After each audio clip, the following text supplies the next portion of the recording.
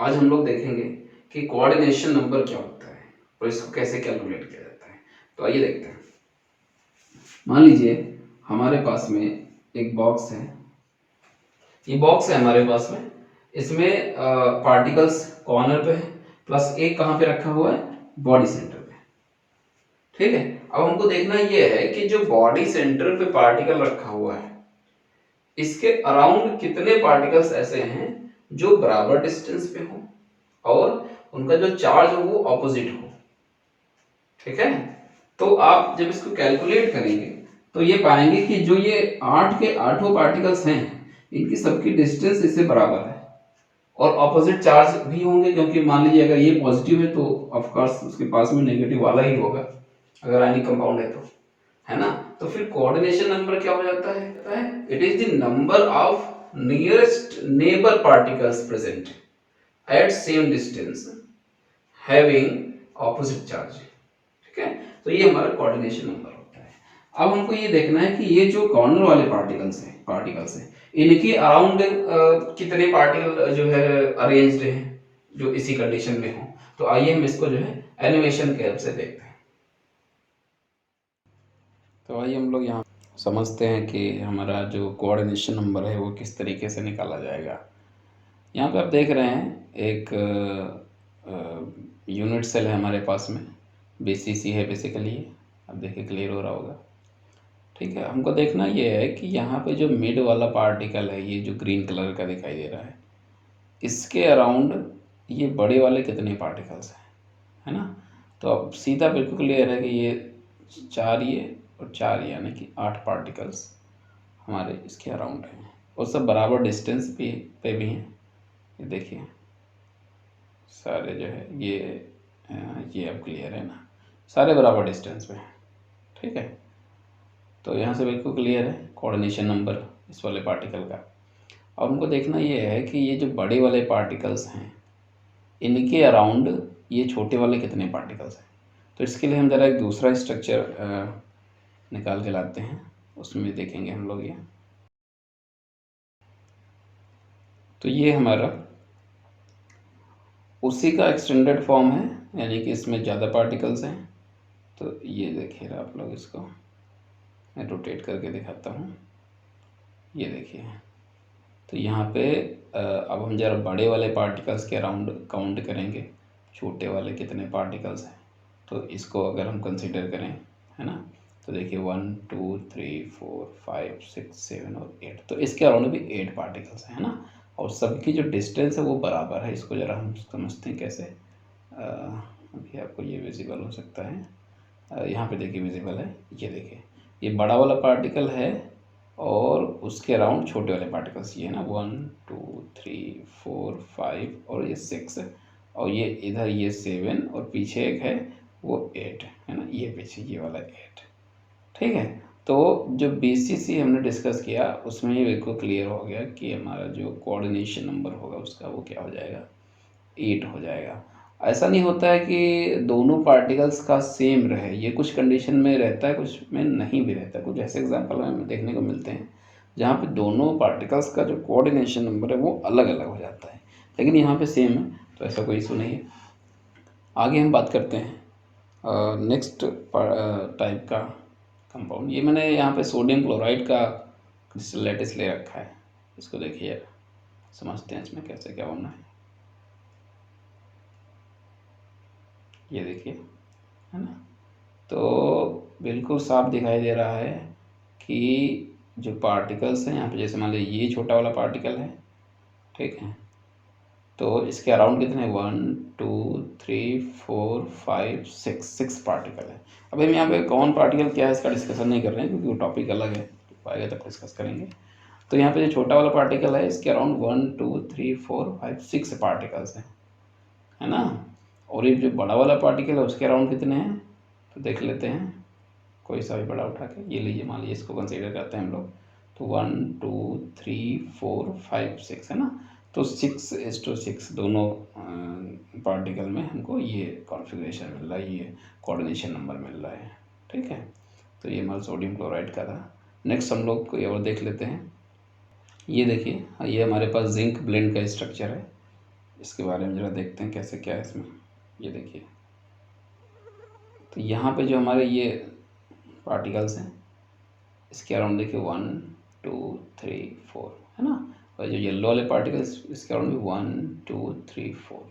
तो यहाँ भी क्लियर है ना, ये देखिए।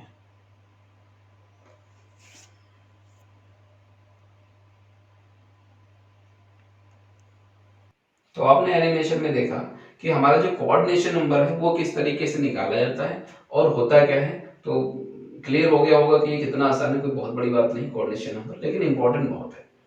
ठीक है, आगे हमारा टॉपिक हो जाएगा radius ratio rule. Radius ratio rule मतलब रेडियस आ रही कहीं तो कहीं ना कहीं उसमें इसका ही रोल होगा।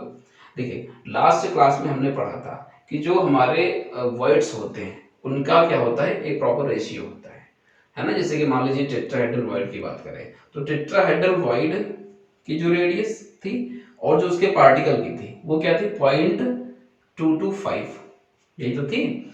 Small R upon capital R is equal to 0.225 है ना। ऑक्टाहेड्रल के लिए क्या चीज आई थी, ये किसके लिए है, टेट्राहेड्रल के लिए। ऑक्टाहेड्रल के लिए क्या थी, R upon R is equal to 0.414 है ना, ये किसके लिए, ऑक्टाहेड्रल के लिए थी, है ना। तो यहाँ पे एक चीज क्लियर हो रही है कि जो टेट्राहेड्रल की साइज है वो कम है, ऑक्टाहेड्रल की साइज क्या है, ज्यादा है। और उसके पहले हम ये भी पढ़ चुके हैं कि जो टेट्राहेड्रल होता है उसमें जो वॉइड होता है उसके अराउंड 4 पार्टिकल्स होते हैं और ऑक्टाहेड्रल में वॉइड के अराउंड 6 पार्टिकल्स होते हैं। तो जैसे जैसे हमारे वॉइड के अराउंड पार्टिकल्स का नंबर बढ़ रहा है वैसे वैसे वॉइड की जो साइज है वो बढ़ रही है, ठीक है ना। तो ये जो रेशियो है ये बहुत काम है, इसका मतलब इस रेशियो की हेल्प से हम कोऑर्डिनेशन नंबर भी निकाल सकते हैं, है ना। देखते हैं कैसे। तो यहाँ पे एक लिस्ट आपको थोड़ी सी याद करनी पड़ी, कोई बहुत बड़ी नहीं है, छोटी सी है। हम इसमें क्या करेंगे, तो R प्लस और R माइनस, तो हम यहाँ पे क्या देखेंगे कि जो हमारे पार्टिकल हैं पॉजिटिव वाला पार्टिकल और नेगेटिव वाला पार्टिकल, इन दोनों के बीच की जो रेशियो है वो क्या है। अब यहाँ पे क्वेश्चन ये भी हो सकता है कि अभी थोड़ी देर पहले डिस्कस किया गया था कि हम जो है वाइड और उसके पार्टिकल के रेशियो की बात कर रहे थे, लेकिन यहाँ पे किसकी बात की जा रही है, पॉजिटिव पार्टिकल और नेगेटिव पार्टिकल। तो ये डिफरेंस क्यों, डिफरेंस इसलिए क्योंकि वाइड में कौन रखा जाएगा, उसके अंदर कौन फिट होगा जाके, जो छोटा पार्टिकल होगा वही फिट होगा। तो छोटे पार्टिकल की size is equal to void की साइज, ठीक है। तो पॉजिटिव पार्टिकल हमारा छोटा होता है हमेशा, तो वो हमेशा नॉर्मली क्या होता है, वो हमारा वॉइड के अंदर जाता है, और जो नेगेटिव होता है वो हमारा लैटिस पॉइंट या फिर एफसीसी फेस सेंटर्स पे होता है, ठीक है ना। तो आप चाहे वॉइड की साइज कहिए या फिर पॉजिटिव पार्टिकल की साइज कहिए, एक ही बात है, ठीक है ना। तो एक छोटी सी टेबल हम यहाँ पे बनाएंगे, इसको आप याद करेंगे। पहली बात तो ये रेशियो, उसके बाद में हम यहाँ पे क्या लिखेंगे, कोऑर्ड यहाँ पे, ठीक है। तो अगर हमारे पास जो रेशियो है वो कितना मिल रहा हो, रेशियो हमारे पास हो 0.155 से लेके 0.225 के बीच में, तो फिर कोऑर्डिनेशन नंबर क्या होता है 3। तो अरेंजमेंट क्या हो जाता है फिर, ट्राइगोनल ट्राइगोनल प्लेनर। तो ये कैसे होता है, ये बहुत आसान है। ये इस तरीके से 3 पार्टिकल रखे हुए हैं और जो हमारा वाइड है वो इसके बीच का हो जाएगा, यानी कि जो पॉजिटिव पार्टिकल होगा इनके बीच में रखा जाएगा और नेगेटिव वाले बाहर इस तरीके से रखे जाएंगे। तो ये हमारा कोऑर्डिनेशन नंबर 3 हो जाएगा। इसको अरेंजमेंट क्या हो जाएगा, ट्रायंगुलर प्लेनर हो जाएगा, ठीक है। दूसरा हमारा मान लीजिए जो रेंज हमें मिलती है वो क्या होती है 0.225 से लेके 0.414 तक की, ठीक है। तो फिर कौन सा हो जाएगा, टेट्राहेड्रल। तो इसका अरेंजमेंट सॉरी कोऑर्डिनेशन नंबर क्या हो जाएगा 4। इसका अरेंजमेंट हम लोगों ने पढ़ा ही है, कौन सा होता है, टेट्राहेड्रल हो जाता है, ठीक है। लेकिन अगर क्या हो 0.414 से लेके 0.732 के बीच में आ जाए तो कोऑर्डिनेशन नंबर क्या हो जाता है 6, अरेंजमेंट क्या हो जाता है फिर ऑक्टाहेड्रल। और अगर ये रेंज कहाँ हो जाए 0.732 से लेके 1.0 तो कोऑर्डिनेशन नंबर 8 हो जाएगा और अरेंजमेंट हमारा क्या हो जाएगा, बीसीसी हो जाएगा, ठीक है। तो फिर ये हमें टेबल याद रखनी होगी, ये हमारी काम आनी है, क्लियर है ना।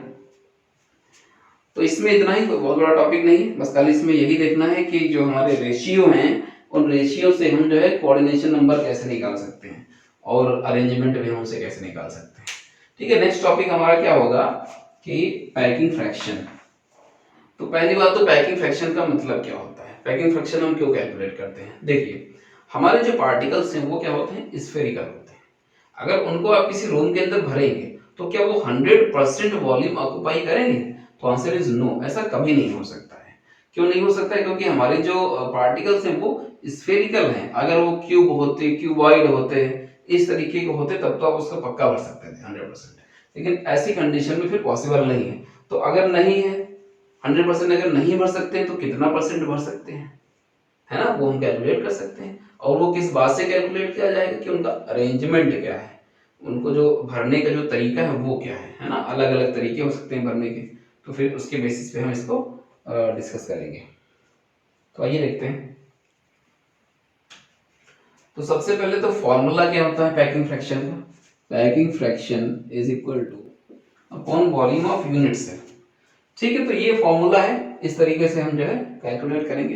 तो एक एक करके हम लोग डिस्कस करते हैं। सबसे पहले हम क्या करेंगे, सबसे सिंपल वाला उठाएंगे, है ना, जिसको हम लोग क्या बोलते थे, एससीसी, है ना, simple cubic unit cell. Simple cubic unit cell, simple cubic unit cell फिर कैसे होगी, बहुत ही सिंपल। तो ये हमारी सिंपल, ठीक है, इसमें आप ऐसे भरिए पार्टिकल्स को, तो ये लीजिए, है ना। अब देखिए फॉर्मूला तो हमारा वही है ना, टोटल वॉल्यूम ऑक्युपाइड बाय। तो इस फॉर्मूले में हम जो है क्या करेंगे, इन चीजों को फिट करेंगे पहली बात तो। अब देखिए स्फीयर का वॉल्यूम क्या होता है, 4/3 पाई आर क्यूब, है ना। ये फॉर्मूले को मैं अप्लाई करता हूँ, देखिए स्फीयर का वॉल्यूम 4/3 पाई आर क्यूब। तो ये ऐसा, ये कौन सी कंडीशन में होगा, जब हमारे पास 1 स्फीयर हो तब ये हम लिखेंगे। अगर मान लीजिए 2 स्फीयर है, यानी कि 2 पार्टिकल आ रहे हैं उसके अंदर पूरे के पूरे, तो फिर हम इसको क्या करेंगे, 2 से मल्टीप्लाई करेंगे। तो फाइनली हमको यहाँ पे ये देखना है कि कितने पार्टिकल्स है इस यूनिट सेल के अंदर। तो पिछली क्लास में हमने डिस्कस किया था कि इस तरीके के जब 8 पार्टिकल्स हैं और 8 कोने पे रखे हुए हैं, तो फिर आप क्या करते हैं ऐसी कंडीशन में, 8 multiplied by 1/8 is equal to 1। तो यहाँ पे कितने पार्टिकल्स हैं, यहाँ पे 1 पार्टिकल है, तो इसको मल्टीप्लाइड बाय 1। अगर ज्यादा होता तो उसी से मल्टीप्लाई करते हैं। फिर क्या करें, वॉल्यूम ऑफ यूनिट सेल। अब यूनिट सेल का वॉल्यूम आप कुछ भी जो है मान लीजिए कंसीडर कर लीजिए। तो मान लीजिए हमने इसको ए कंसीडर कर लिया है, ठीक है, तो अपने हिसाब से मान सकते हैं यहाँ पे।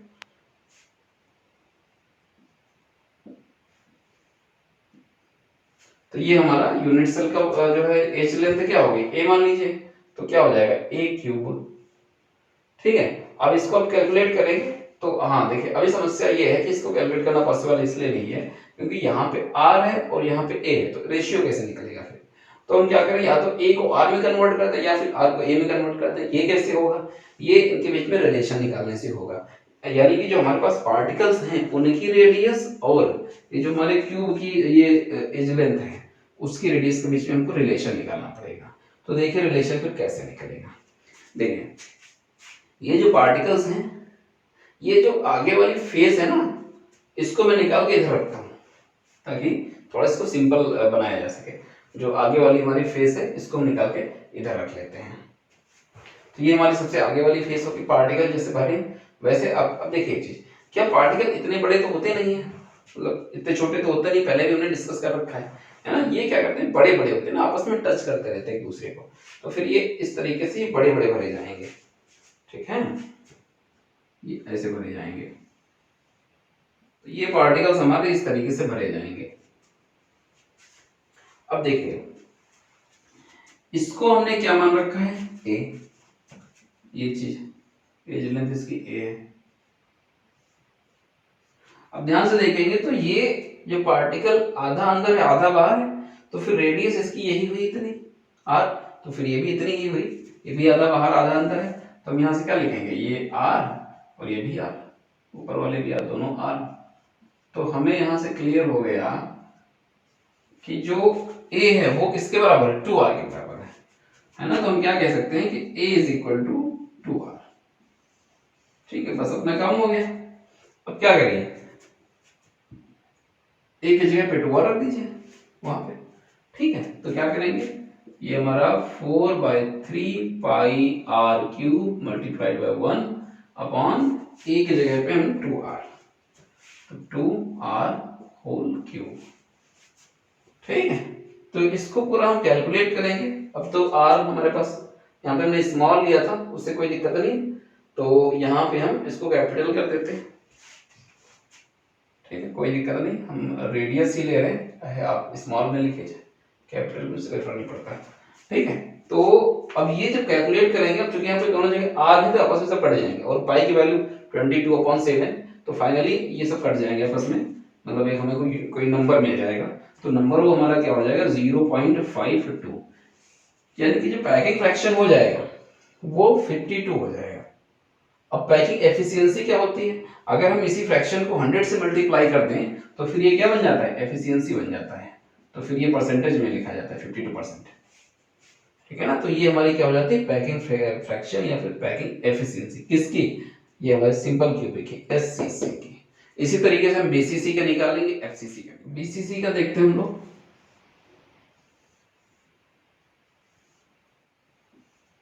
ये हमारे पास में यूनिट सेल है और यहाँ पे पार्टिकल्स इस तरीके से रखे गए हैं, तो ये बीसीसी यूनिट। अब देखिए वही फॉर्मूला लगाएंगे जो पहले लगाते हैं ना, कि volume occupied by particles upon volume of unit cell. तो पार्टिकल का वॉल्यूम वही 4/3 πr³। कितने पार्टिकल्स हैं इसके अंदर, तो देखिए अगर ये ना होता तो कितने होते, 1, पहले भी डिस्कस किया। अब ये पूरा का पूरा अंदर आ गया तो फाइनली क्या बचे 2, तो 2 पार्टिकल्स हो गए यहाँ पे, अपॉन इसकी जो एज लेंथ है वो हमने a मान ली, तो यहाँ पे a लिख लीजिए ऐसे, तो a³, ठीक है। अब क्या करेंगे, वही लास्ट वही जो उसमें किया r और a दोनों को या फिर r में कन्वर्ट करिए या फिर a को जो है या फिर r को a में कन्वर्ट करिए, तो कैसे होगा देखिए यहाँ ध्यान से। अब देखिए वहां पे केस अलग था, यहाँ पे केस अलग है थोड़ा सा, क्योंकि जो 8 पार्टिकल्स थे वहां पे वो सब एक दूसरे को टच कर रहे थे, क्योंकि बीच में कुछ और नहीं था।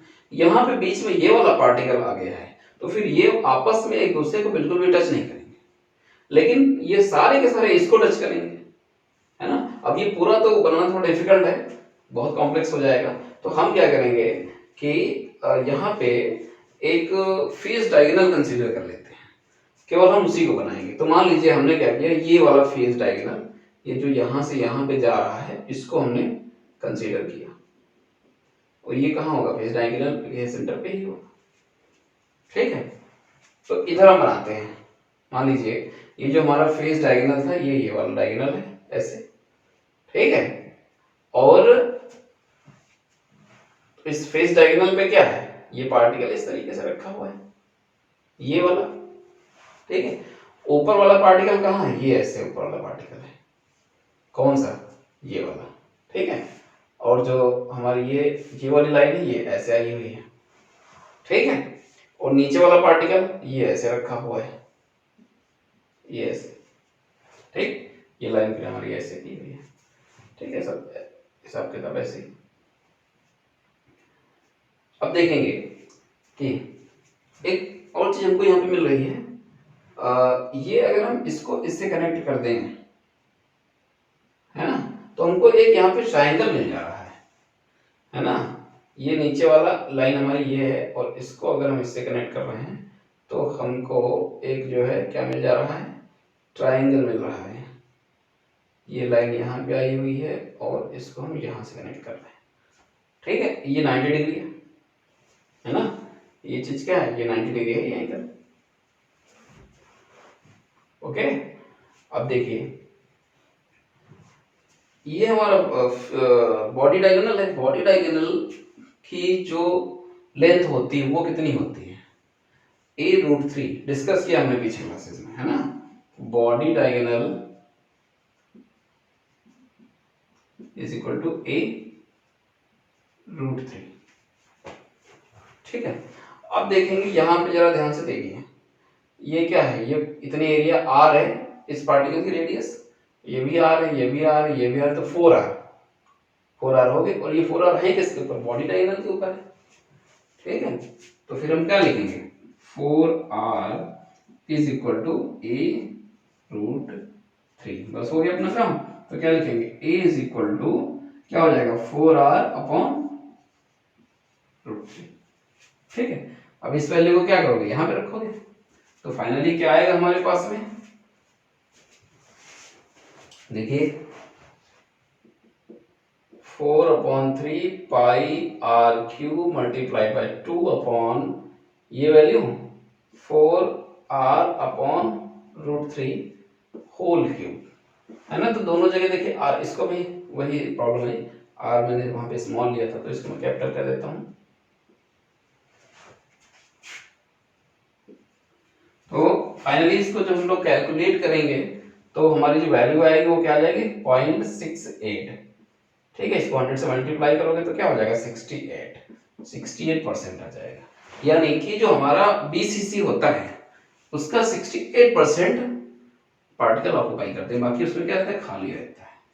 ठीक है ना। तो नेक्स्ट हमारा क्या हो जाएगा एफसीसी। एफसीसी के बारे में हम डिस्कस करेंगे। एफसीसी ये पार्टिकल हमारे इस तरीके से रखे गए हैं। अब देखिए यहाँ पे जो फेस सेंटर पे पार्टिकल्स होते हैं वो हमने पूरे नहीं बनाए हैं, केवल ये जो बाहर सबसे बाहर वाली फेस है उसका पार्टिकल हमने यहाँ पे शो किया है। तो वही फॉर्मूला इसमें भी है ना, total number of particle multiplied by sphere का वॉल्यूम। तो sphere total number of particle कितने हैं देखिए, हाँ अब देखिए कितने हैं 1 कुल मिला के। ठीक है, और ये जो हम रख रहे हैं ये कहाँ पे रख रहे हैं फेस सेंटर पे। फेस सेंटर फेसेस कितनी होती है 6 है, और फेसेस का कंट्रीब्यूशन क्या होता है 1/2। तो जरा कैलकुलेशन में यहाँ पे चेक कर लेते हैं। तो eight corner is equal to 1। ठीक है, एट फेस सेंटर कितनी होती है 6 मल्टीप्लाइड बाय 1/2 यानी कि 3। ठीक है, फाइनली कितना हो गया 4। तो 4 पार्टिकल होते हैं इसमें। ओके, तो क्या हो जाएगा 4 multiplied by 4/3 pi R cube upon A cube. ठीक है, अगर हम इसको ए माने तो अब क्या करेंगे फिर वही ए और आर प्रॉब्लम कर रहे हैं, किसी एक को हटाना होगा तो उसे में कन्वर्ट करना होगा। तो देखिए जरा बहुत आसान है, ये बाहर वाली फेस उठा के इधर रखते हैं जरा ये। ठीक है, अब यहाँ पे ये कॉर्नर वाला पार्टिकल हमारा हो गया ये, इस कॉर्नर वाला पार्टिकल हमारा ये, और जो बीच में दिखाई दे रहा है वो हमारा पार्टिकल हो जाता है ये इस तरीके से। ठीक है, तो ये चीज हमने जो बाहर कर रखी। तो यहाँ पे हमें कौन सा डायगोनल मिल रहा है फेस डायगोनल, और फेस डायगोनल की वैल्यू क्या होती है a√2 है ना। और इसमें देखिए ना आर हमको कितने मिल रहे हैं, ये भी आर है और यहाँ पे ये इधर आर, ये इधर आर, ये इधर 4r मिल गए हमें। तो 4r इज इक्वल टू क्या हो जाएगा a√2 है ना। तो क्या लिखेंगे हम 4r is equal to, small कर लेते हैं, इज इक्वल टू a√2। तो a इज इक्वल टू क्या आ जाएगा 4r अपॉन √2। एक वैल्यू यहाँ पे रखेंगे तो क्या हो जाएगा फाइनली हमारे पास में 4 multiplied by 4/3 pi R cube upon इस पूरे को रखिए whole cube 4r upon √2 whole cube. इसको पूरा कैलकुलेट कर लेंगे तो क्या आ जाएगा 74 यानी कि 0.74। 100 से मल्टीप्लाई करोगे तो 74% आ जाएगा। यानी कि हमारा जो एफसीसी होता है वो कितना वॉल्यूम ऑक्यूपाई करता है 74% ऑक्यूपाई करता है, और एचसीपी भी इतना ही करता है। ठीक है, तो ये हमारा क्या हो गया पैकिंग फ्रैक्शन। अभी हम लोगों ने क्या क्या डिस्कस किया, coordination number, radius ratio rule, और उसके बाद में पैकिंग फ्रैक्शन। बाकी जो है नेक्स्ट क्लास में डिस्कस